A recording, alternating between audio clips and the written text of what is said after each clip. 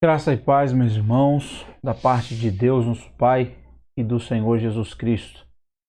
Estamos aqui mais uma vez, mais um domingo, para a nossa escola bíblica dominical, e eu aproveito para vos saudar com a graça e a paz do Senhor Jesus Cristo e chamar os irmãos para um momento de oração, para que nós possamos começar o estudo bíblico de hoje, dando sequência na carta de Paulo aos Colossenses, que é o nosso estudo bíblico.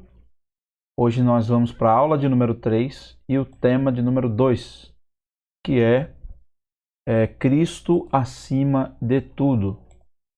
Então, nós vamos fazer uma oração, agradecendo a Deus, dando um tempinho aqui para que os irmãos possam entrar, compartilhar esse link com os demais irmãos, nos seus grupos do WhatsApp, com seus contatos, com os seus amigos, com os demais irmãos da igreja. Também não deixando de avisar para os irmãos que não deixem de se inscrever no nosso canal, para que nós possamos aumentar o número de seguidores e de inscritos do nosso canal, para poder também fazermos as nossas lives com possibilidade de fazer direto do celular. Graças a Deus temos conseguido melhorar a qualidade das nossas lives e nós agradecemos também aos irmãos pela paciência, por estarem tendo paciência conosco nesse momento tão conturbado, e também confidenciar para os irmãos que nós tivemos que aprender muito a mexer nessas lives durante essa pandemia, para que não deixássemos os irmãos desamparados. Então, muita coisa a gente está aprendendo no dia a dia, cada live, a cada culto, a cada transmissão. E aí Deus tem nos abençoado, nos dado entendimento para que a gente consiga ajustar cada ponto. Então já conseguimos conectar o som da mesa de som, já conseguimos diminuir o eco no último culto, que foi da sexta-feira. Também agradecemos muito aos irmãos que nos ajudam durante a transmissão a falar da qualidade do som, tanto a irmã Rosinéria, que fica no chat aqui no YouTube, quanto os irmãos que eu pessoalmente chamo pelo WhatsApp, irmão Rogério, irmã Rebeca, o irmão Anderson, que os irmãos do grupo, o irmão Alex também, muitos irmãos que eu vou chamando para perguntar a qualidade do som, e esses irmãos vão nos ajudando. Até meu sogro, o meu sogro, o irmão Daniel também, que fica falando também aqui no chat, a irmã Ana Marques também. Então, agradecemos muito aos irmãos por terem nos ajudado, porque cada comentário, cada observação, a irmã Laura, a diaconisa Conceição, e ficam sempre dando essas observações. Então, sempre que tiver acontecendo alguma coisa na live, eu peço que os irmãos continuem falando, seja no chat, seja no grupo do WhatsApp, falem, porque nem tudo a gente está olhando, e a gente pode estar percebendo alguma coisa que pode estar acontecendo com vocês aí, a gente não está observando, e a gente vai tentando aqui. Mas até aqui o Senhor tem nos ajudado, nós temos conseguido levar a mensagem e conseguido contribuir com a transmissão, com os cultos para os irmãos. Sem mais delongas, vamos fazer uma oração nesse momento, e em seguida nós passaremos para os slides da nossa aula de hoje, onde nós vamos estudar o livro, dando sequência ao capítulo 1 da carta de Paulo aos Colossenses. Vamos orar ao Senhor. Oremos. Bendito e eterno Deus, nós te agradecemos pelo privilégio que o Senhor nos concede de nos dar um dia maravilhoso. Te agradecemos pela noite de sono que o Senhor nos proporcionou. Te agradecemos, meu Deus, em nome de Jesus, pelo privilégio, pela proteção, pelos livramentos que o Senhor nos deu, mesmo enquanto estávamos dormindo, pelo privilégio de abrir os nossos olhos e contemplar este dia lindo que o Senhor preparou para cada um de nós. Que o Senhor nos abençoe, que o Senhor nos capacite, que o Senhor nos oriente, que o Senhor nos fortaleça, que o Senhor fortaleça a nossa fé, que o Senhor fortaleça o nosso espírito para andar cada vez mais na Tua presença e fazer a Tua vontade. Deus, nos dê forças para enfrentar este momento. Agora estamos num momento de lockdown completo, de muita restrição e de muita vigilância, para que possamos, ó Deus, diminuir esse pico dessa pandemia que está forte no Brasil neste momento. Que o Senhor possa também iluminar a mente dos nossos governantes, que eles consigam falar a mesma língua, que eles consigam falar, ó Deus, pensar menos neles, que eles possam pensar menos nos seus propósitos eleitorais, nos seus capitais políticos. Meu Deus, em nome de Jesus, que o Senhor possa fazer com que eles pensem no povo, que eles pensem nas pessoas, que eles parem de relativizar a perda das vidas, não olhem vidas como números, mas como vidas. Pai, em nome de Jesus, que o Senhor tire todo e qualquer pensamento secundário ou preocupação secundária que não seja da frente e deixe com que eles pensem prioritariamente na preservação das vidas.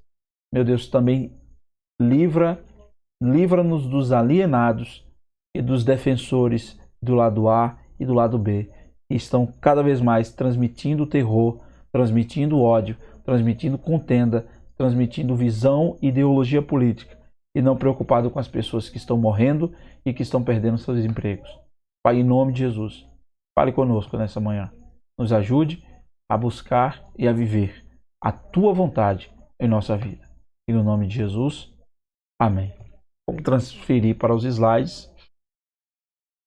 E aqui nós vamos começar a lição de hoje. Opa, eu acho que eu mexi errado. Aqui, rapaz. Agora. Então a agenda de hoje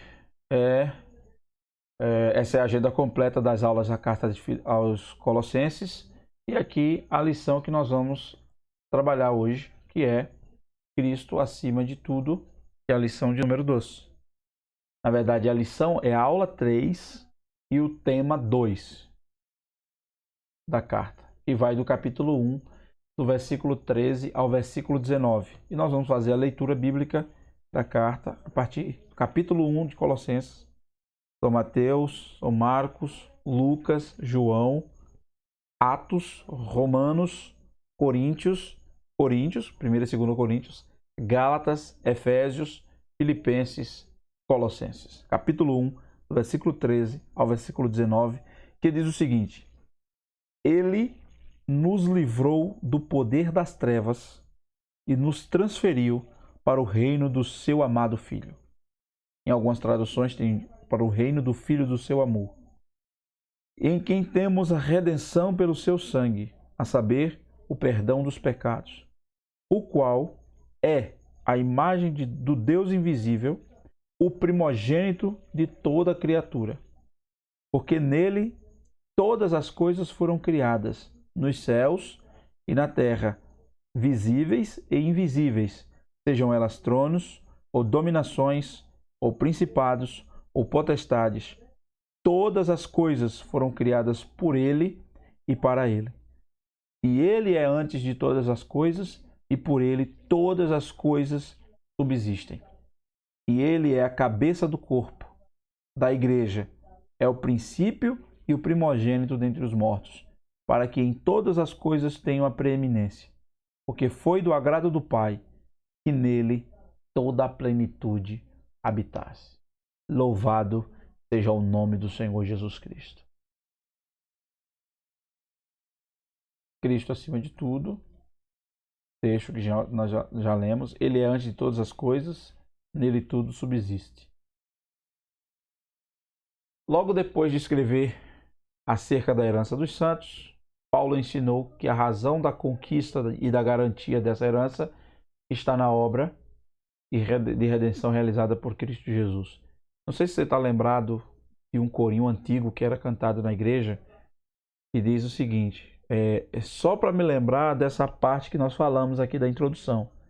Paulo ensinou que a razão da conquista e da garantia dessa herança está na obra de redenção realizada por Cristo, por Jesus Cristo. É um corinho que diz mais ou menos assim, ó.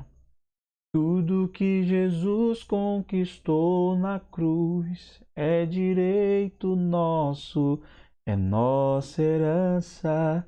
Todas as bênçãos de Deus para nós, tomamos posse, é nossa herança.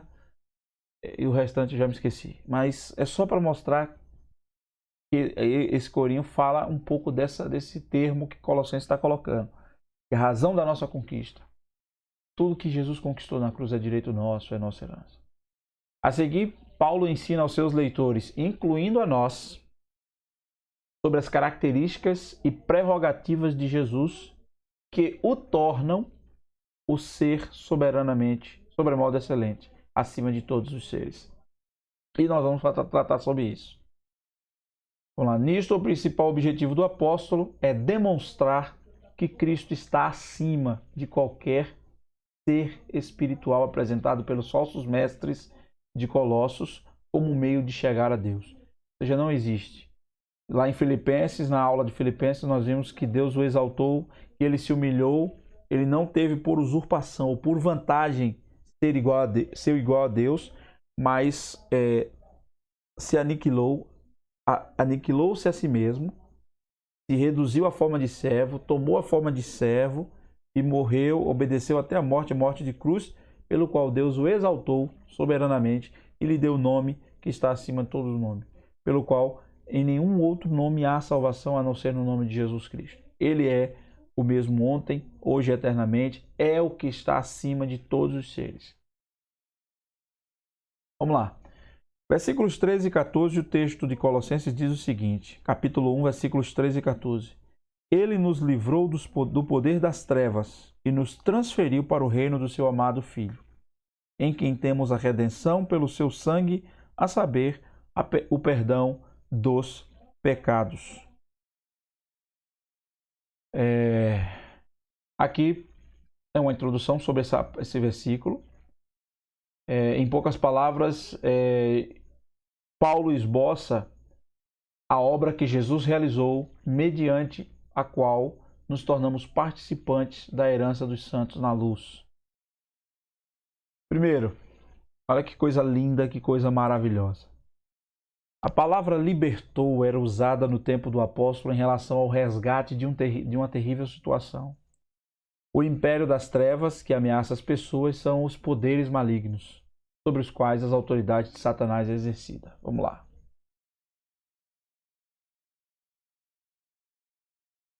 Trevas é o estado de separação e ignorância entre o homem e Deus.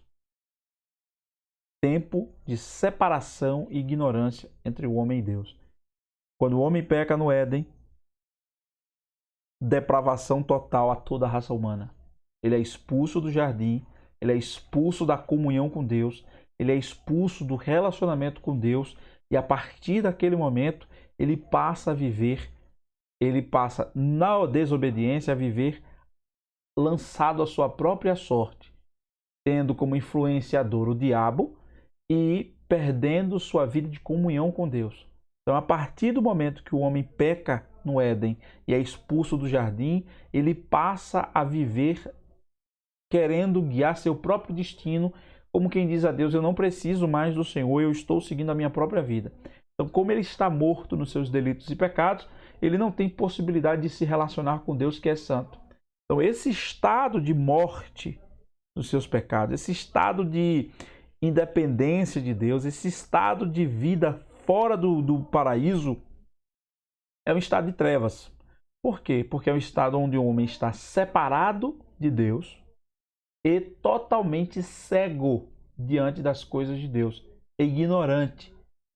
Falta-lhe conhecimento. Por quê? Porque o conhecimento é luz. Mas como o homem vai ter luz se ele está em trevas? Se ele está num período de separação e ignorância? Então uma força irresistível nos arrasta para esse abismo.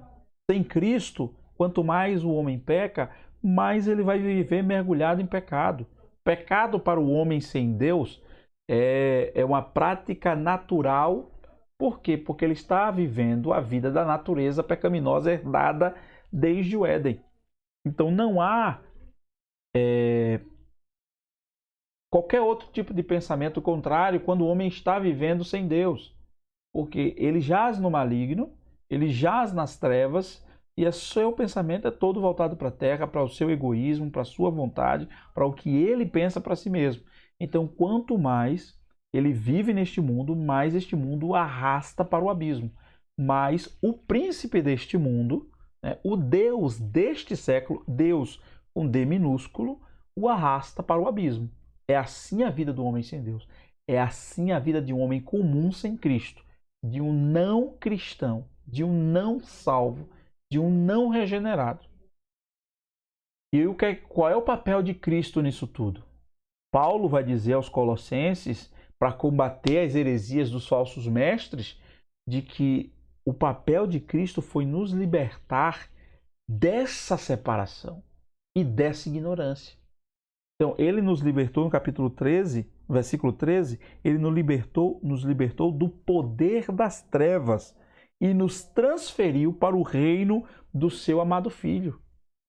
Qual é o papel de Cristo? A morte de Cristo na cruz, a ressurreição de Cristo, o derramar do seu sangue, foi o sacrifício perfeito e aceitável diante de Deus para que nós fôssemos transportados do poder das trevas, onde nós estávamos arraigados e não conseguíamos sair por nossas próprias forças.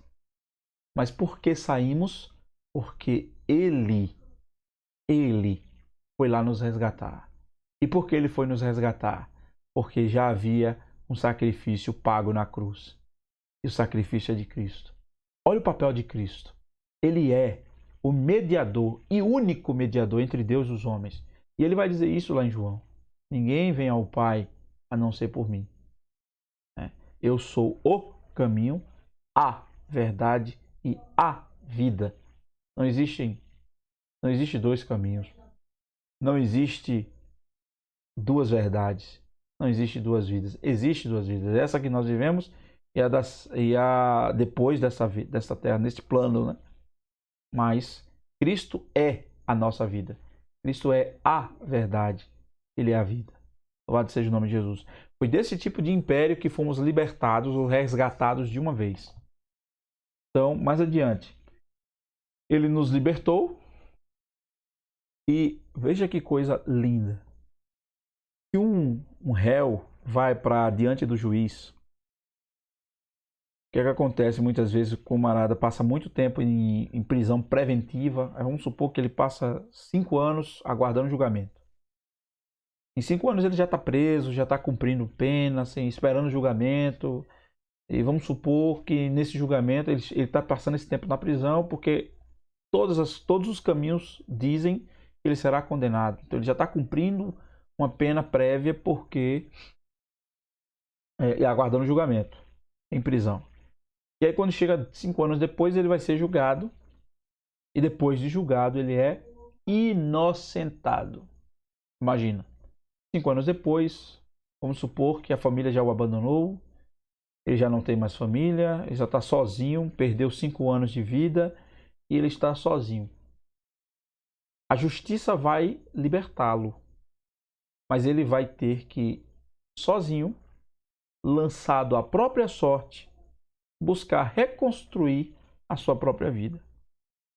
É assim que funciona. Mas o que foi que Cristo fez? Veja que coisa linda. Ele nos libertou das trevas.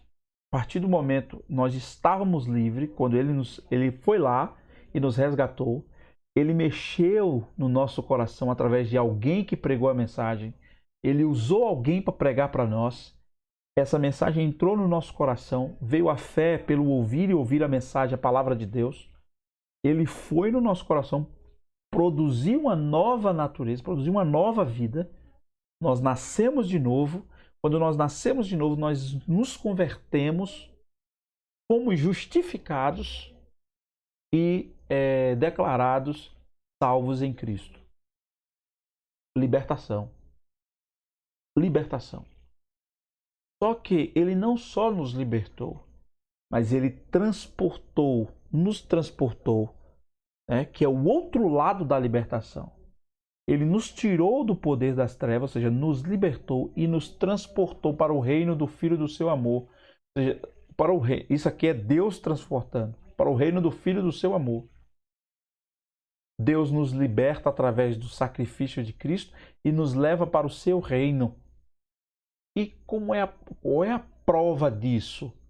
É a prova que, quando ele nos liberta e nos leva para o seu reino, ele nos sela com o Espírito Santo da promessa, que está aqui na terra, preparando a igreja de Deus para se apresentar a Cristo quando ele voltar.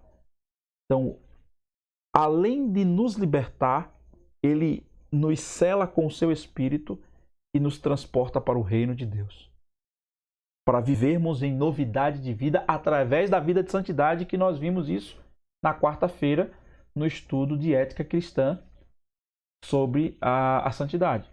Então, os cristãos não somente foram libertos do domínio do pecado, mas foram transportados ou transladados para o outro tipo de domínio.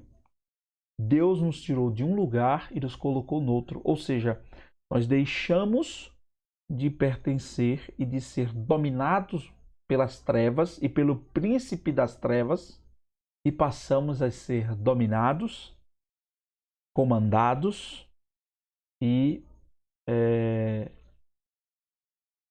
administrados pelo Deus Criador de todas as coisas.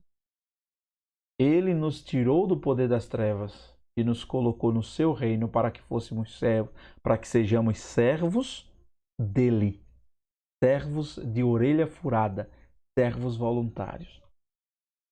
Louvado seja o nome de Jesus. Versículo 14. Em quem temos a redenção pelo seu sangue, a saber, o perdão dos pecados. Ele nos libertou, nos tirou das trevas, nos levou para o reino do Filho do seu amor, nos transportou. Em terceiro lugar, ele nos redimiu. Em Cristo temos a redenção. Observe o significado de redenção para que você veja quão grande foi esse amor de Deus. A escravidão era comum no tempo de Paulo. Quando os escravos eram libertados, a isso se chamava redenção. Daí o apóstolo comparar a salvação com a situação de um escravo que está debaixo do domínio de um senhor duro e cruel e sem condições para negociar a sua própria libertação. É este o sentido da redenção. A escravidão que nós tivemos aqui no Brasil e que na semana passada nós tivemos a abolição da escravatura, a comemoração de 132 anos da abolição da escravatura. A escravidão, o pecado era um senhor duro e cruel, sobre o qual nós não tínhamos condições de negociar nossa própria libertação, porque nós estávamos, por natureza, presos a ele. E aí Paulo compara a salvação com a questão da libertação. Paulo leva um exemplo prático do que eles viviam para a salvação, como que mostrando a eles que a salvação em Cristo era a libertação de um amo duro e cruel, semelhante ao que muitos deles tinham. Muitos dali tinham. Então, e que amo duro e cruel é esse? O pecado. Essa é a redenção. Quando alguém, olha, veja como é. Quando é que ocorre a redenção? Se o escravo não tem condições próprias de negociar sua própria libertação, ele está preso a aquele amo duro e cruel. Quando é que acontece a redenção? Quando alguém paga o preço daquele escravo para deixá-lo livre. E aí esse escravo decide, depois de livre, a servir aquele que pagou o preço da sua libertação. É aí onde ocorre a redenção. Cristo pagou o preço do meu pecado. E quando ele pagou o preço do meu pecado, ele salvou minha vida. Eu deixei de pertencer ao pecado. E aí, como retribuição, eu respondi com a conversão. E aí, quando eu respondi com a conversão, eu passei a servi-lo como Senhor da minha vida. Foi isso que ele fez por nós. Segundo ponto da lição. Então, aqueles 3 pontos são do primeiro ponto da lição. Não se perca, tá? Versículo 15 ao versículo 18 da carta de Paulo aos Colossenses, o capítulo 1. Diz assim: o qual é Cristo, a imagem de Deus, a imagem do Deus invisível, o primogênito de toda a criatura. Quando Cristo ressuscita, ele é o unigênito de Deus, ele passa a ser o primogênito de toda a criatura, como alusão a Israel, né? Que é o primogênito dos animais que eram sacrificados no lugar daquele que pecava. Então Cristo é o primogênito de toda a criatura, então só precisou aquele sacrifício, não precisa de mais nenhum. Versículo 16: porque nele todas as coisas foram criadas, nos céus e na terra, visíveis e invisíveis, sejam elas tronos, ou domínios, ou principados, ou potestades, todas as coisas foram criadas por ele e para ele. E ele é antes de todas as coisas, e por ele todas as coisas subsistem. Nesse trecho, Paulo convida os seus leitores a fixarem o olhar naquele, por meio de quem todas as bênçãos da salvação provêm. O Filho do amor de Deus, a fim de notarem sua preeminência. Vamos lá. Em relação ao Pai, versículo 15, o qual é a imagem do Deus invisível, o primogênito de toda criatura. Cristo deve ser visto, em primeiro lugar, quanto ao seu relacionamento com Deus. Nele, o Deus invisível torna-se visível. Ele é o Emanuel, o Deus conosco. Num diálogo com os discípulos, no capítulo 14, ele conversando com seus discípulos, os discípulos dizem: Senhor, nós não sabemos quem é o caminho, nem onde está o Pai. Né? E aí ele mesmo diz: eu sou o caminho, a verdade e a vida, e ninguém vem ao Pai a não ser por mim. Em Cristo nós temos o Pai, em Cristo nós temos o Espírito. Cristo foi e deixou o Espírito conosco para nos preparar. E o Espírito o que é que faz enquanto está aqui na terra? Glorifica Cristo. Porque Cristo é o elo da história, antes de Cristo e depois de Cristo.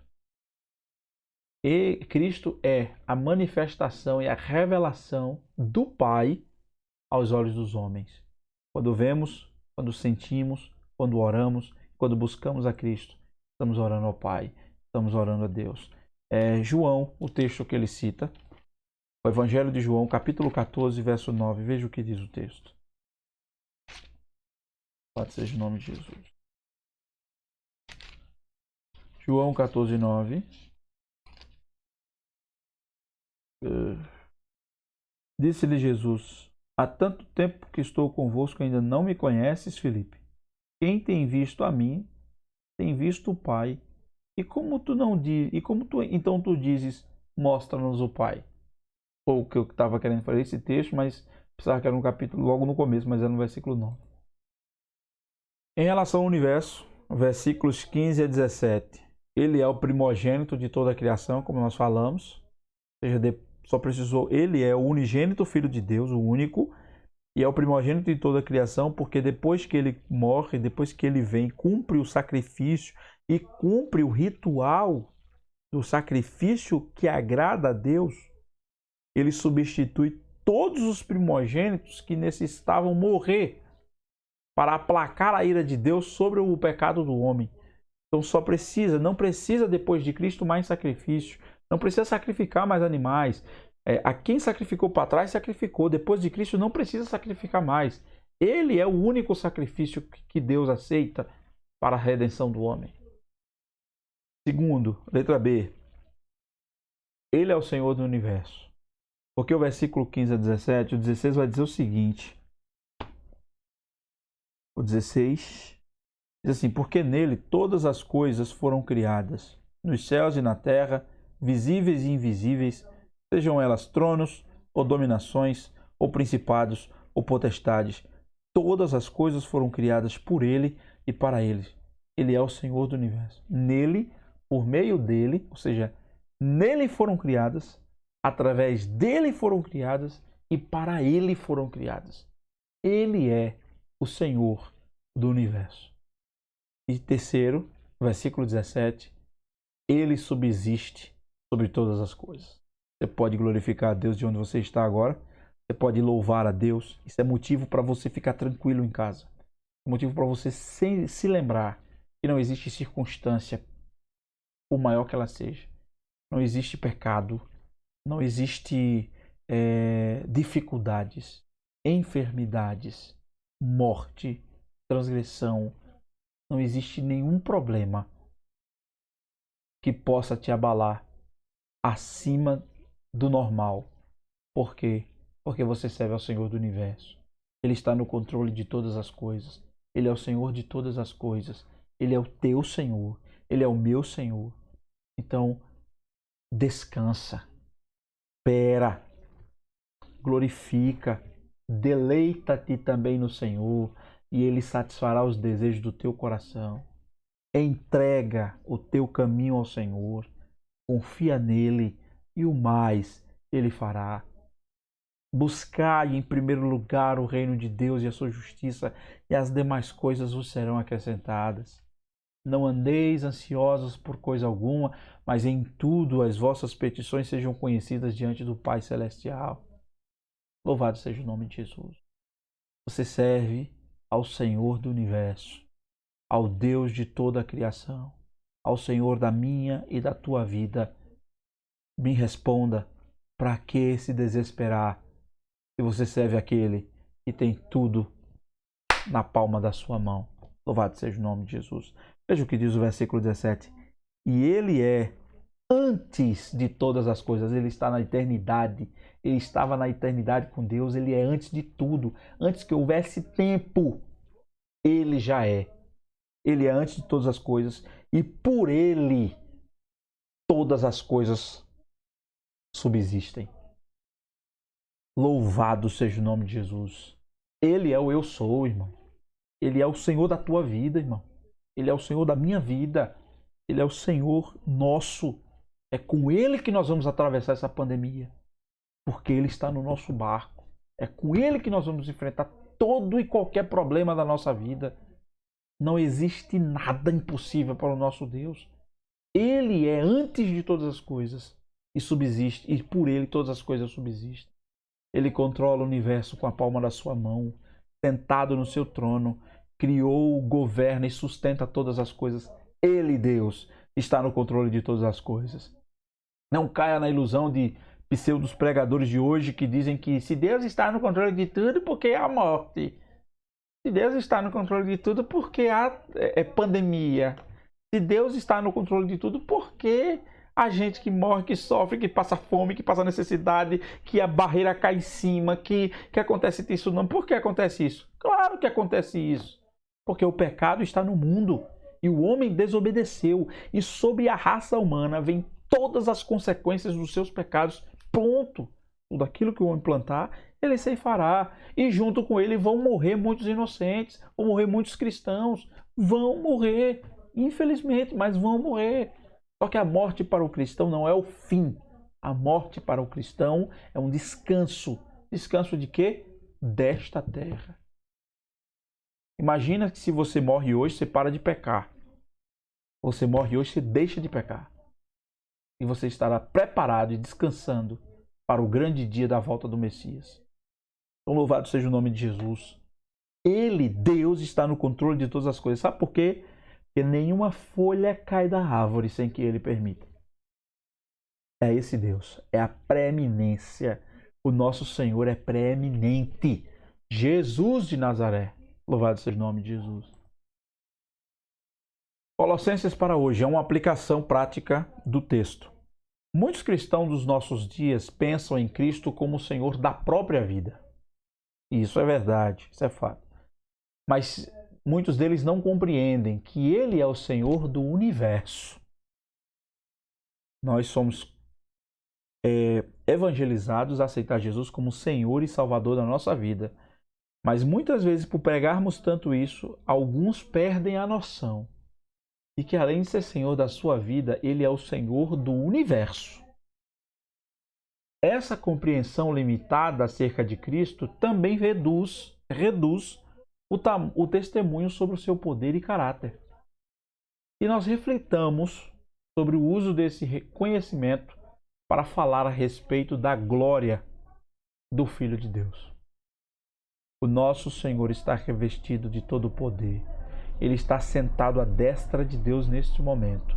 ouvindo a sua oração, ouvindo a sua petição. Olha que coisa linda. Ele está no trono, diante de Deus, e está dentro de você, ouvindo o que você fala. Esse é o Senhor. Todas as coisas estão nuas e cruas e patentes diante dos seus olhos. Ninguém foge da presença dele. O salmista já disse assim: se subo ao céu, tu ali estás. Se eu vou cavar minha cova no mais profundo abismo, lá tu estarás também. Para onde fugirei da tua presença? Louvado seja o nome de Jesus. O Senhor sonda o nosso coração. Ele sabe o nosso pensamento antes mesmo de chegar até a nossa mente. Ele nos conhece mais do que a nós mesmos. Louvado seja o nome de Jesus. Em relação à igreja, em relação a Deus, em relação ao universo, nós já aprendemos. E em relação à igreja, quem é Cristo em relação à igreja? Versículo 18 vai dizer que ele é a cabeça do corpo da igreja. A igreja é o corpo e Cristo é a cabeça. Observe que coisa linda. Nós sabemos que o nosso cérebro comanda todas as coisas do nosso corpo.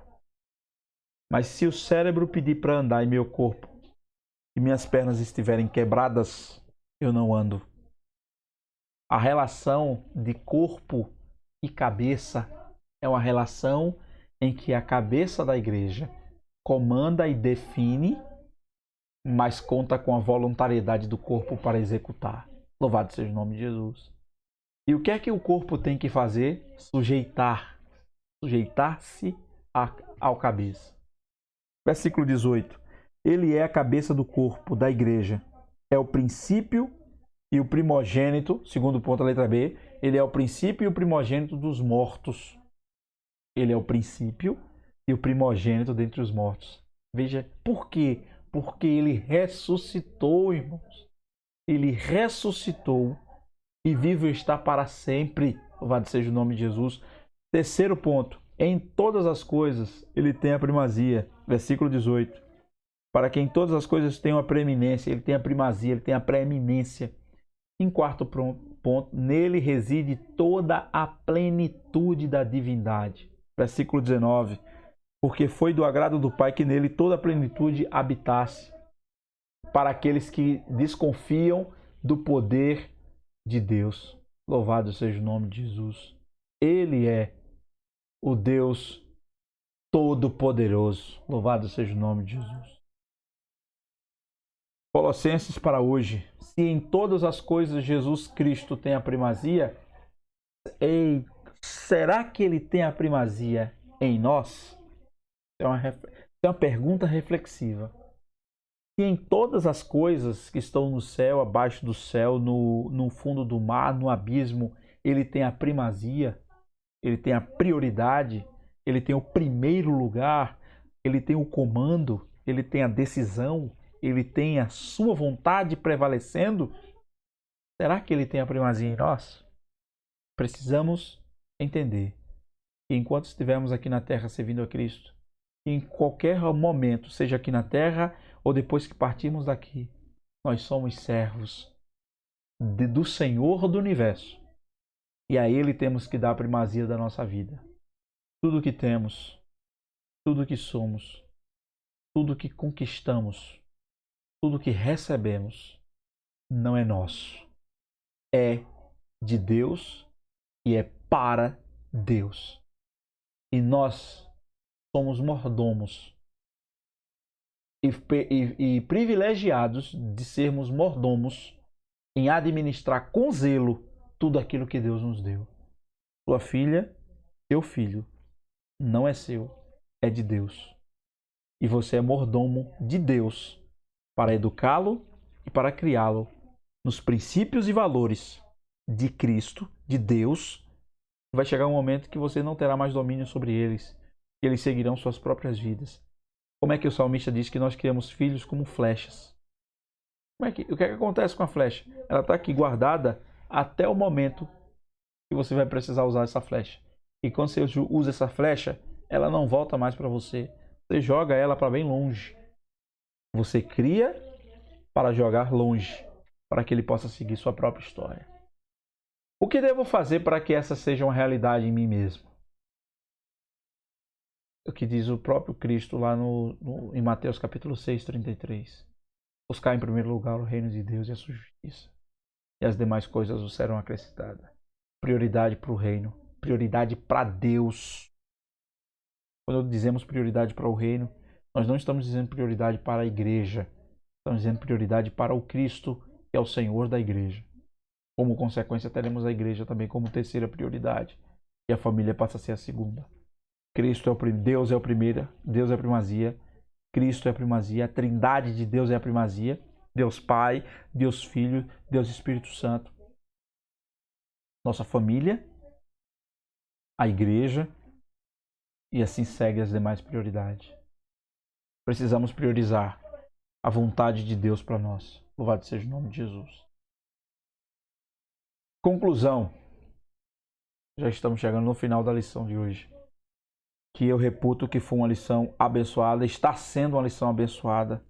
E os irmãos dizem aí, combinam se estiver concordando conosco. À luz do estudo feito, podemos concluir que há 4 verdades que nunca devemos esquecer. E aí, antes de falar essas verdades, eu peço que os irmãos, se não anotaram nada até agora, e se não fixaram nada até agora, fixem essas 4 verdades que nós nunca devemos esquecer para a nossa vida por completo, por inteiro e para sempre. Primeiro, a obra da nossa redenção foi completa. Não existe esse negócio de dizer, se Cristo voltar e eu estiver pecando, e eu pecar, ou que eu cometi um erro, eu vou para o inferno. Irmãos, eu estou falando algo aqui e você pode estar entendendo que eu estou fazendo apologia ao pecado. Eu não estou fazendo apologia ao pecado. O pecado não agrada a Deus. E quem vive para Deus não tem prazer no pecado. Mas se Jesus voltar na hora que você cometeu um deslize, cometeu um erro, por que você vai para o inferno? Anulando toda a obra da redenção, porque você cometeu um erro naquele momento e Jesus voltou. Tem pessoas que dizem que se Jesus voltar e você estiver lendo na Bíblia sem camisa, você vai para o inferno. Se você estiver lendo na Bíblia de calção, com camisa e calção, você vai para o inferno. Tem gente que está tendo revelamentos, que não é nem revelação, sonhos, que se Jesus voltar e você estiver com maquiada, você vai para o inferno. Se você estiver com brinco, você vai para o inferno. Se você mulher estiver de calça, você vai para o inferno.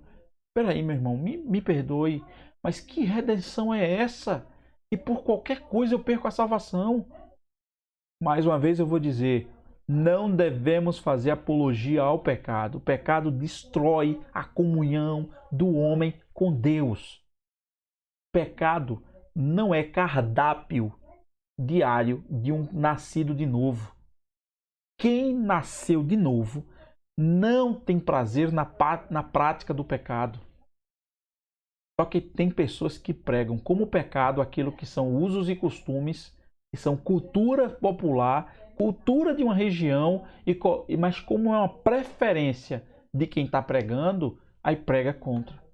Meu amado, quem define a vestimenta que sensualiza e não sensualiza, e quem nos alerta para não vestir aquilo que vai provocar o pecado nos outros, é o Espírito Santo de Deus que habita na minha e na sua vida. A obra da redenção não foi de graça. A obra da redenção não foi incompleta. Cristo morreu uma única vez. Ela foi completa. Você está salvo. Você não está conquistando a sua salvação. Você está perseverando na sua salvação. Na salvação que já foi conquistada para mim e para você. Aquele que perseverar até o fim na sua salvação será salvo de quê? Da perseguição. Então prestem atenção, cuidado com aquilo que nós escutamos. Cuidado. Vamos buscar as verdades que estão na palavra de Deus. Lembrando que se alguém tomar esse ensinamento como que como se nós estivéssemos fazendo apologia ao pecado e vai usar isso como brecha para viver no pecado, é um sinal claro e derradeiro de que este ou esta não pertence a nós e não é nascido de novo.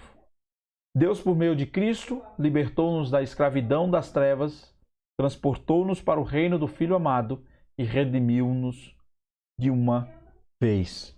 Louvado seja o nome de Jesus. Essa é a primeira verdade. Esta é a primeira verdade. Deixa eu só fazer uma questão aqui.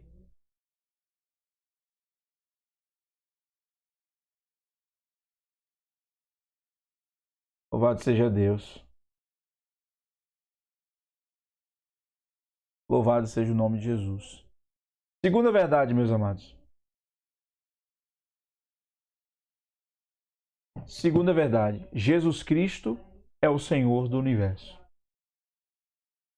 Essa compreensão nos fortalecerá nas duras tormentas da vida, quando parecer que o mal e a tragédia governam a nossa existência. Tenhamos noção disso. Jesus Cristo não é só o Senhor da nossa vida. Ele é o Senhor do universo. Ele tem o controle de todas as coisas. Ele tem o domínio e o poder sobre tudo. Porque tudo foi feito por Ele, foi feito nele, por Ele e para Ele. Louvado seja o nome de Jesus. Então, quando parecer que o mal, a tragédia, a notícia ruim, a dificuldade, a provação, né? A falta de emprego, a falta de alimento, quando parecer que tudo isso governa a nossa existência, lembre-se, Ele é o Senhor do universo. Ele tem o controle de tudo, Ele está vendo tudo. Quando a injustiça estiver prevalecendo, lembre-se, o Senhor do universo está olhando todas as coisas. Ele mudou a situação de Jó. Ele sabia que Jó era justo. Ele trouxe uma lição para Jó a partir da provação que passou, mas ele não abandonou Jó em nenhum momento. Ele mudou a história de Jó. Louvado seja o nome de Jesus. Segunda verdade, Jesus Cristo é o Senhor do universo. Lembre-se, a obra da redenção foi completa. Jesus Cristo é o Senhor do universo. Terceiro, Jesus Cristo é o Senhor da igreja. Recordar isso ajuda a compreender que a meta da igreja é fazer a obra de Jesus Cristo no mundo. É submeter a igreja ao seu senhorio e dependência, dando-lhe a liberdade para agir, intervir e corrigir quando a ele convier. Nós somos corpo. Ele é a cabeça. É Ele quem comanda. Ele é o Senhor da igreja. Cabe a Ele agir, intervir e corrigir quando lhe convier.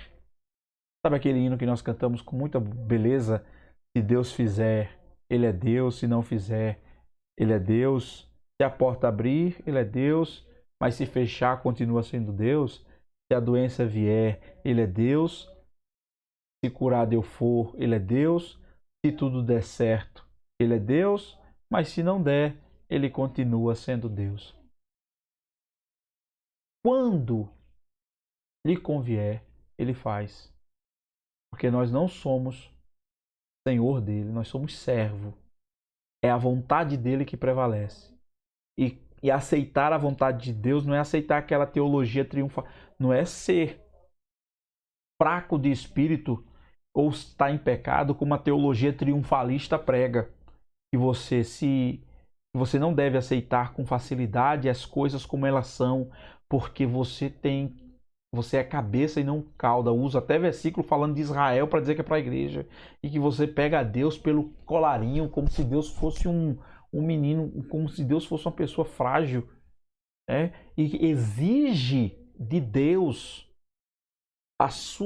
que Ele lhe dê aquilo que é seu por direito. Se Jesus fosse dar aquilo que é nosso por direito, Ele lhe daria o inferno, meu irmão. Não caia no erro nem na tentação dessa teologia triunfalista, onde Deus vira servo e nós viramos senhores. Isso não existe. Ele é o Senhor da igreja, é a vontade dele que prevalece, é o que ele quer e não o que nós queremos.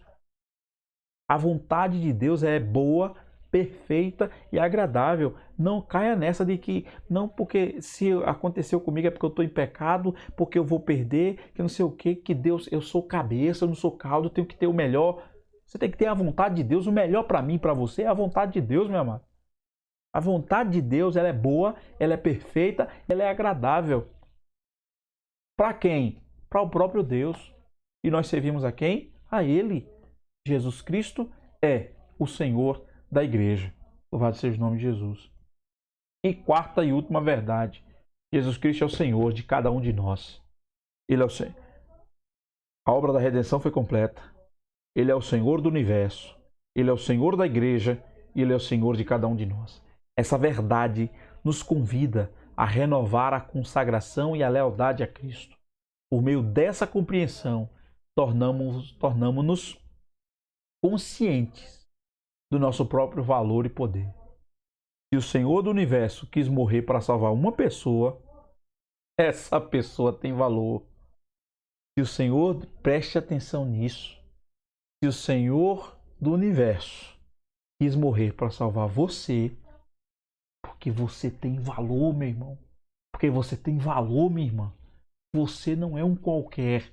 Você não é um Zé ninguém. Ou uma Maria ninguém. Você é alguém por quem Jesus morreu. Você tem valor. Levante essa cabeça. Levante a mão para o céu. Erga as suas mãos e agradeça a esse Deus que é Senhor da tua vida, Senhor da minha vida, é Senhor de cada um de nós. Se Ele quis morrer por você, anota isso, coloca isso no teu caderno, registra isso em qualquer lugar, coloca isso na tua rede social. Eu desafio você a pegar uma imagem agora, uma imagem sobre esse tema, levar para o teu Instagram, levar para o teu status no WhatsApp, no teu Facebook, em todas as tuas redes sociais. Faz uma postagem lá. Se o Senhor do universo quis morrer para salvar a minha vida, eu tenho um valor. Ponha isso. Decrete, levante a mão para o céu e agradeça. Se o Senhor do universo quis morrer para salvar a minha vida, é porque eu tenho um valor. Você tem valor demais para Deus, meu irmão. Você tem valor para Deus, minha irmã. Aceite isso e glorifique ao Pai que está nos céus. Que Deus possa ter falado ao teu coração nesta manhã. Que Deus possa ter falado ao teu coração em nome de Jesus. E que Deus possa tratar e dar a você um domingo cheio da presença dEle. E prepare-se para cultuar a Deus logo mais à noite no culto da celebração. Que o Senhor, Ele, pois, vos abençoe em nome de Jesus. E no próximo domingo, nós estaremos tratando a aula de número 4 e o tema 3, reconciliados com Deus. A obra que esse Cristo fez, e é completa, esse Senhor, esse Cristo que é Senhor do universo, Senhor da igreja e Senhor da minha vida, nessas 4 verdades, Ele nos reconciliou com Deus. E nós vamos tratar isso no próximo domingo. Vamos orar ao Senhor nesse momento e agradecer por essa aula abençoada. Deus falou o teu coração, Ele falou, coloca a mão no teu coração e ora junto comigo. Não esqueça de fazer esse desafio. Poste nas suas redes sociais e marca o Instagram da igreja. Se vai postar no Facebook, marca a página da igreja, IBME Oficial. Vai postar no teu Instagram, marca o Instagram da igreja, IBME. Aí se você postou no seu status, no seu story no Instagram, printa e joga no teu status do WhatsApp. Mas coloca isso. As pessoas precisam ver. As pessoas precisam ouvir isso nesse momento conturbado. Fala isso para elas. Se você não quer colocar em você em primeira pessoa, para não ser egoísta, coloque na terceira pessoa, coloque para os outros. Se o Senhor do universo escolheu morrer por uma pessoa, é porque essa pessoa tem valor. Coloca isso. Manda o print. Deixa eu voltar. Coloca o print. Coloca o print dessa mensagem. Printa essa mensagem e joga nas redes sociais. Tira uma foto se você estiver na frente da TV. Tira uma foto e joga nas redes sociais e marca essa parte final. Se o Senhor do Universo quis morrer para salvar uma pessoa, essa pessoa tem valor. Louvado seja o nome de Jesus. Vamos orar ao Senhor agradecendo por esse estudo e que o Senhor nos prepare para logo mais o culto da noite. Oremos. Bendito e eterno Deus, nós te agradecemos. Te agradecemos pela tua obra na cruz. Te agradecemos porque o Senhor é o Rei, é o Senhor do Universo. Porque o Senhor é o Senhor da igreja. Porque tu és, ó Cristo, o Senhor da minha vida. E tu és aquele que me salvou, morrendo no meu lugar na cruz. Obrigado, Senhor, por ter me visto, por ter me feito ver o valor que tenho para ti através da morte de Cristo na cruz.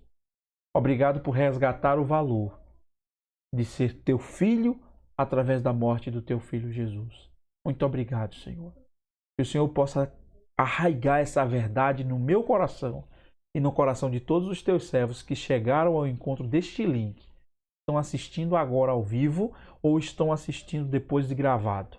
Que o Senhor possa colocar essa verdade arraigada nos nossos corações para a glória do teu nome, Deus. No nome de Jesus, nós te oramos e pedimos que o Senhor nos prepare para logo mais o culto da noite, o culto da celebração, para que nós possamos nos preparar, orar, reunir a família na hora do culto, não deixar que tirem a nossa atenção, que nós possamos cultuar e buscar a tua presença. É o que nós te oramos e desde já te agradecemos por tudo, Senhor. Em nome de Jesus, amém, amém. Que o Senhor nos abençoe para a glória do seu nome. E fiquem em paz, queridos, em nome de Jesus.